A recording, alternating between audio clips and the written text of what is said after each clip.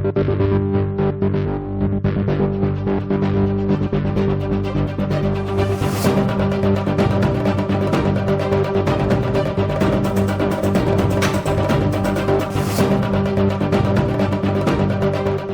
alaikum wa rahmatullahi wa barakatuh. So video tí mo fẹ́ ṣe yìí mo fẹ́ ṣe láti inú ọkàn mi wá, ẹnìkan kò force mi, ẹnìkan kò compel mi kí n ṣe. Mo dẹ̀ fẹ́ kẹ́ mọ̀ pé torí àwọn Nàìjíríà máa ń sábà ro oríṣiríṣi nǹkan. Mo fẹ́ kẹ́ mọ̀ pé video mi kò ní political undertone. I don't do politics, and I'm not partisan, but it is just the truth from my mind.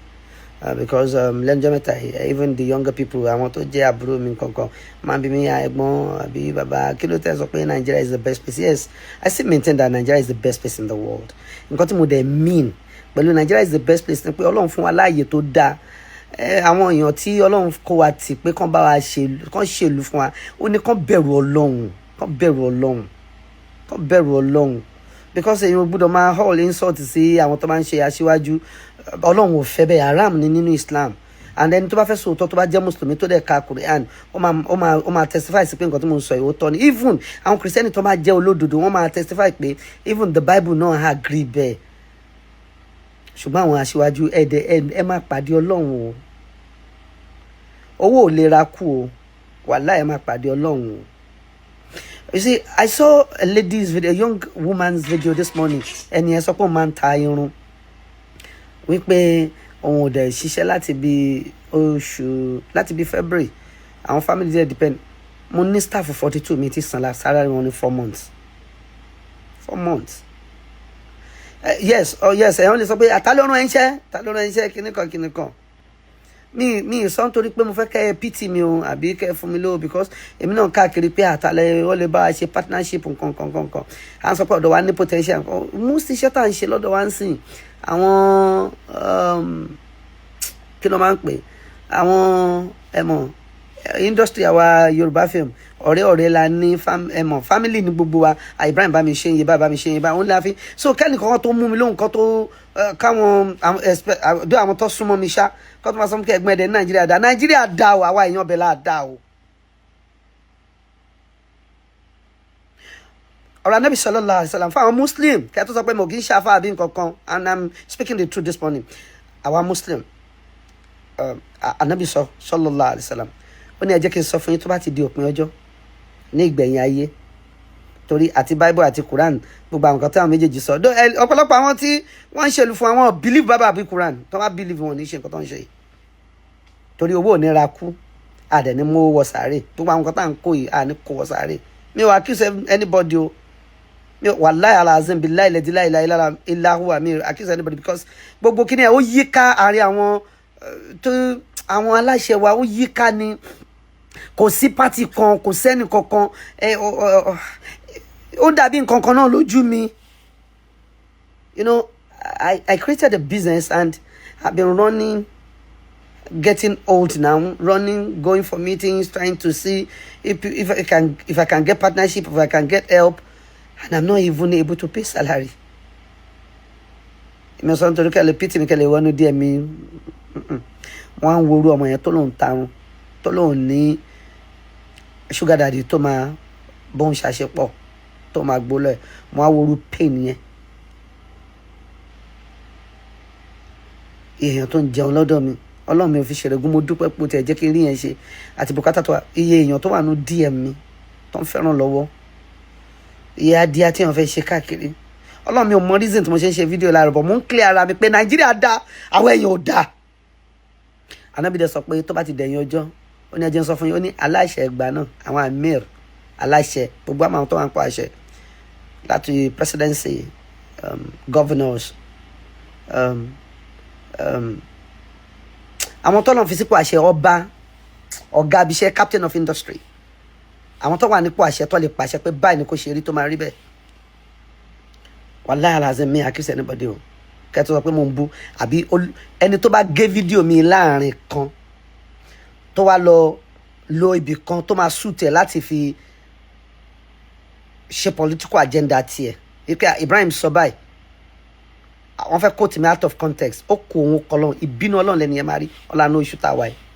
so wallahi alazim mi bẹ́ẹ̀ kankan wí mi bá president wa wí mo ń sọ nǹkan tánàbí sọ ànábì sọ pé ó ní ṣe rí ìgbẹ̀yìn ọjọ́ yẹn ó ní àwọn aláṣẹ ayé wọ́n máa ya ọ̀dájú àwọn aláṣẹ ayé máa dájú ó wá ní àwọn olóògbà náà wọ́n máa ya ahun lé pé owó wọn ò gbọ́dọ̀ fúnyàn ọ̀nà àyà wọn ó wá ní ṣe rí àwọn tálíkà àgbà náà ọ̀nà máa ya òpùrọ́ tálíkà máa bá yín ẹjọ́ ọmọ mi wà ní UCH ara rẹ̀ ò yá oníbàwọn tálíkà ṣe máa rí ní òpùrọ́ náà ó láwọn olówó dẹ̀ máa ya ahun ọba ń sọ fún ọ báyìí.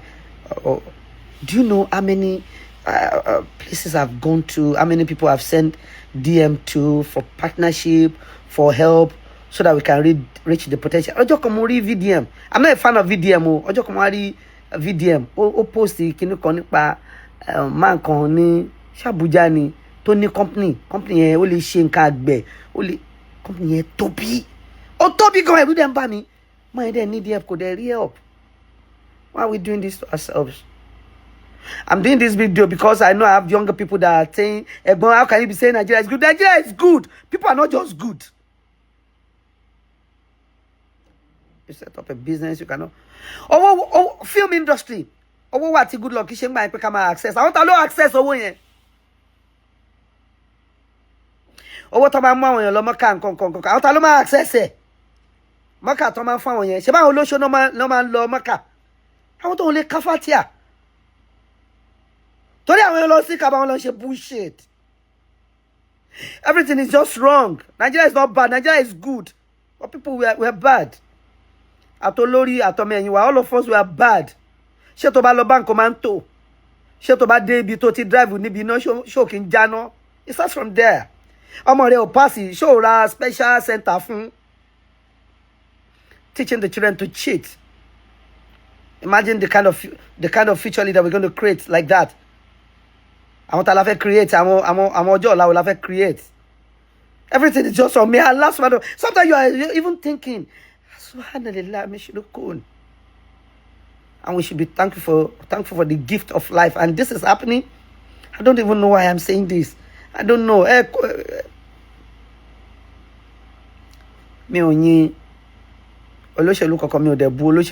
just speaking what's from my mind. More video again, wallahi alazim dem pa mi lekun and I cannot help her. Èmi ò ní ká wá san salary mi fún mi o. O wá lè ṣiṣẹ́ Nigeria now. Create level playground fún wa. Create God. I know some people will be angry with me making this video. Ebi o pa e o njeun. Àwọn tó lọ nda ti enko. Ìgbà mélòó wallahi tala mi mo nǹkan mi tí mo fẹ́ sọ.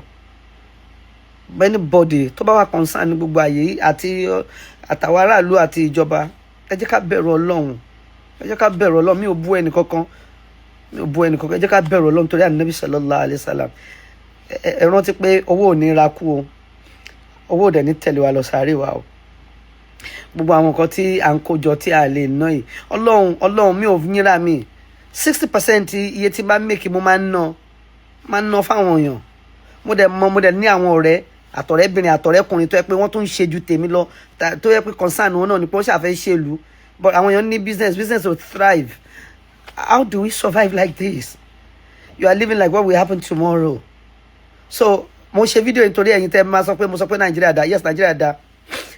Nàìjíríà ṣe ti rí máàpù Nàìjíríà máàpù àlùmọ́nì ilẹ̀ bíi natural resources on ní máàpù kan tó máa ń ṣe fún natural resources tẹ́lẹ̀ mọ́ bí tí àwọn resources Nigeria tó bá dá tó wà máàpù yẹn wà ẹ lọ wò almost every part of Nigeria lọ́lọ́run deposit nǹkan àlùmọ́nì tó lè ṣe wá lóore sí ṣé mi àájókòó mi máa sọ fún pé Nigeria yẹn ọ̀dà Nigeria tí mo mọ̀ pé an average Nigerian mind is a sharp mind tó yẹ pé ọmọ Nigeria brilliant ọmọ Nigeria mi kò lọ school sáà ti lọ ó máa ṣe amazing thing tẹ́ bá dé gbogbo àgbáyé káàkiri tẹ́ bá dé America tẹ́ bá dé ìlú tí tẹ́ bá débi tí wọ́n ti ń ṣe medicine lẹ́yìn India ó dà pé Chatta lẹ́nu tó dáa tó wà ní medicine tẹ́ bá ra àwọn the best surgeon in the world àwọn Nigeria wọ́n máa wà ń bẹ̀ àwọn èèyàn Nigeria èmi wá sọ pé kò dá Nigeria dá o weather Nigeria dá o ilẹ̀ Nigeria wà fertile o Nigeria dá àwọn èèyàn là dá o but it start from okay. Let me say, it's everybody's business. Please now.